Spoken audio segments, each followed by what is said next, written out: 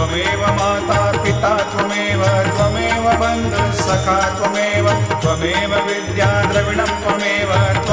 सर्वं मम देवदेव कायेन वाचा मनसेन्द्रियैर्वा बुद्ध्यात्मना वा प्रकृतिस्वभावात् करोमि यद्यत् सकलं परस्मै नारायणायति समर्पयामि अच्युतं केशवं रामनारायणं कृष्णदामोदरं वासुदेवं हरिं श्रीधरं माधवं गोपिकावल्लभं जानकीनायकं रामचन्द्रं भजे हरे राम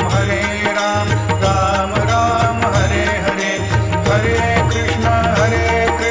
कृष्ण कृष्ण हरे हरे श्री गुरुदेव दत्त अनंता तुला ते कसे रे स्तवावे अनंता तुला ते कसे रे नमावे अनंता मुखा